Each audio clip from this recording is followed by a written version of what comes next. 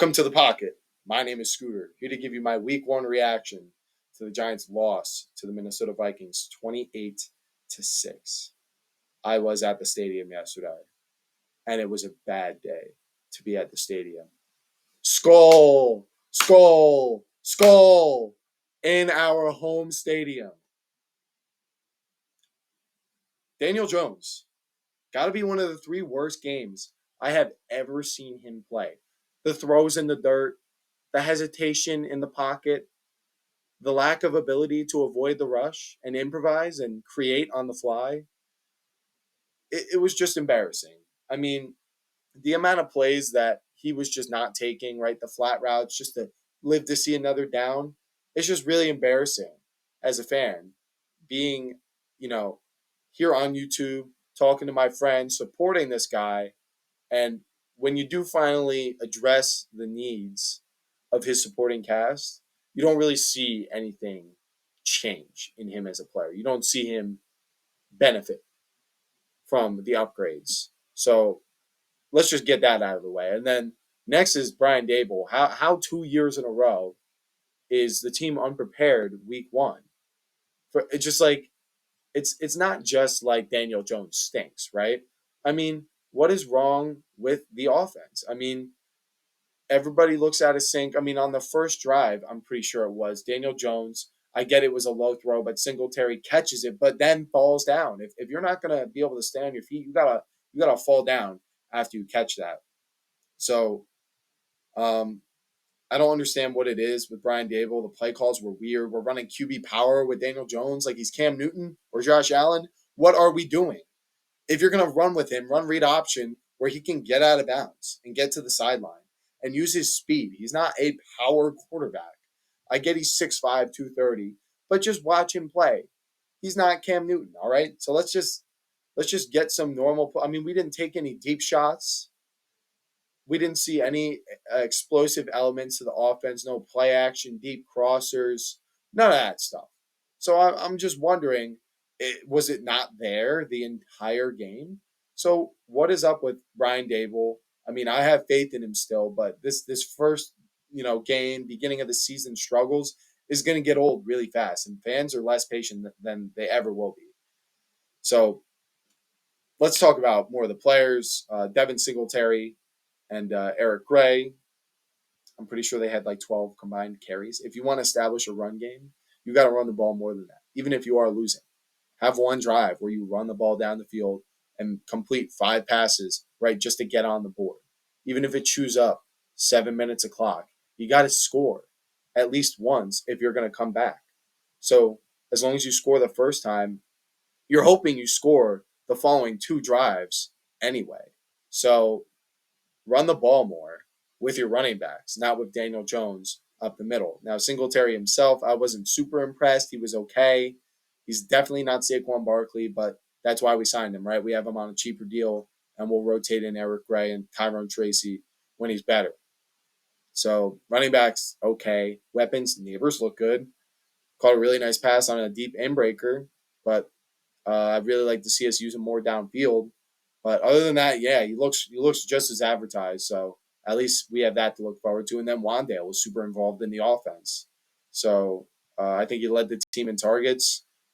Too many screens and short underneath stuff, but yeah, that's what he's good at. So you'll like to see that. But it seemed like that those were the only 2 weapons that the defenses were scared of. They kept it all in front of them. We couldn't get downfield. I don't think it was that we didn't have time, but no deep post to Jalen Hyatt, no deep fade to Darius Slayton, none of that stuff. So that was all disappointing. Like I said, except for Malik Neighbors, but we couldn't even get this guy a touchdown in his first NFL game, and we were there in the red zone. So that was disappointing for me. Theo Johnson did have a nice catch. It's not like something that majorly impacted the game, but you just like to see him out there starting and performing well. I know Bellinger was probably listed as a starter, but I do think Theo Johnson will be the starter by the end of the season. The offensive line, they looked mid. Mid is probably even a little generous, but definitely way more functional and stable than they've ever been. There was no like 1 second pressure where they missed some twists or anything like that. So I did definitely like what I saw from the offensive line. Um, Daniel Jones looked like he had about 3 seconds to throw. I mean, like I said, they weren't great. I wouldn't even go as far as to say they were average, but they were like not like a bottom five group where it's like this absolute liability. So still not good, but definitely better. And then we'll move on to the defense. The front seven, let's start with the pass rush.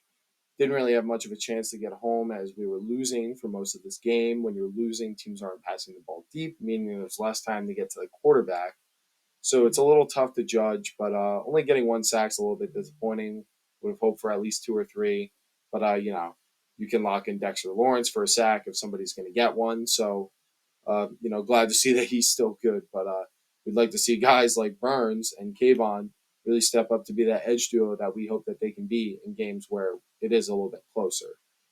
So for the linebackers, Bobby Okereke had a fumble recovery. Darius Musawa was playing in this game. I believe he had an interception. Yes, he did have an interception. Was just double checking that. So great to see for the rookie. I believe every rookie played in this game. You'll love to see it. Um, Obviously, not when the score is 28-6, but you do like to see the young bucks getting in there making plays, both having turnovers. And Tyler Newbin led the team in tackles, so at least that was one bright spot in the secondary. Um, as for the rest of the secondary, Deontay Banks got cooked by Justin Jefferson on what was technically an illegal play where Justin Jefferson was in motion going forward, but he did at least have a yard of separation or more and was able to make the catch uncontested. He's going to make that every single time. He's, at least when it comes to being a receiver, not like the athletic traits, he's definitely the best wide receiver in the NFL. He's going to make that catch every single time. We knew we were up for a tough challenge with our young secondary guarding Jefferson and Addison. And I think for the most part, we kept those two under wraps. But one big play forced by each of them, whether it was the pass interference call on Addison or the catch by Jefferson, we still got exposed a little bit on the back end. I did mention before, Tyler Newman did play well. Looking forward to seeing him be more of a presence in coverage on the defense. But both of those plays were fades to the outside, so maybe he wasn't able to be there, wasn't part of the scheme. Now, for the defense as a whole, for Shane Bowen and his debut, I didn't think it was bad. I mean, it's kind of hard to really be aggressive on defense and, you know, force turnovers and get sacks when you're losing because teams just play it safe for the rest of the game until you challenge them, and we never challenged them. So I'm not going to judge too hard on this first showing, but even in the second and third quarter, I was a little concerned at how easily Sam Darnold, even though this is a great supporting cast with a good coaching staff, was able to pick us apart. Even just flat routes and stuff like that, like didn't really seem like we had any adjustments or didn't really want to, change the way we were handling it, and it just kept happening for the whole game. So it's a little disappointing. But now moving forward, where do we go from here? Well, if Daniel Jones keeps this up for another 3 to 4 weeks, he is hitting the bench. I don't think he's going to play like this for another 3 to 4 weeks, but who knows at this point? I mean, this team is not prepared every start of the season. So if he, even last year when he got it going versus the Cardinals in only a second half, that was only one half of his entire season, right? And I would say that team was worse than this team, but you still want to see at least a full, consistent game from him, and then that to carry on forward. So he does have a chance to reestablish himself as the starter here and eliminate any controversies by having a great game against the Commanders. Now, my confidence in that happening is lower than it's ever been, but it is still there. I do still think he's going to have probably his best game of the season, right, against the Commanders. So uh, there is a glimmer of hope that all hinges on next week. And then Brian Dable, it's similar sort of thing, but I have a lot more faith in him than Daniel Jones. He did get it going last year down the stretch with all the injuries that he had dealt with on his offensive roster.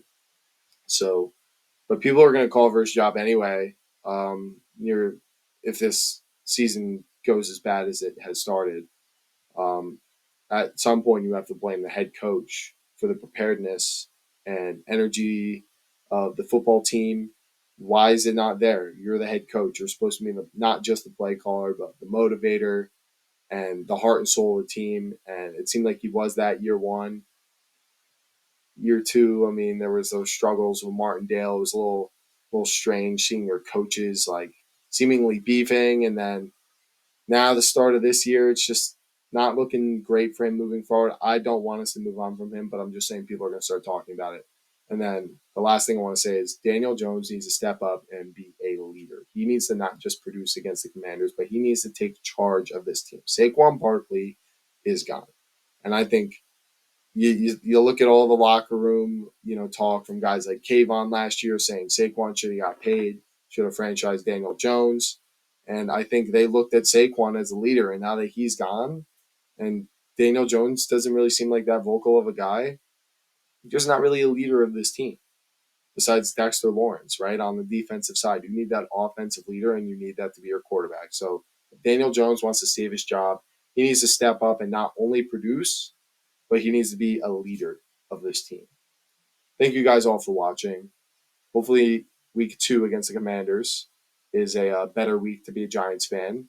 If you want to see more of my content, follow me on Instagram at the_pocket_NFL. For my NFL takes, I post score predictions for all the games every week. That'll give you the spread, the over/under, and my pick for the money line of every matchup that there is. 9-6 right now. The Jets and 49ers are playing right now.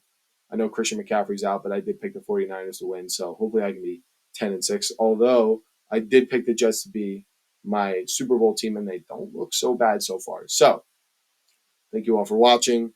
I'll see you guys again soon for my Commanders prediction video. And until then, try to have a better week.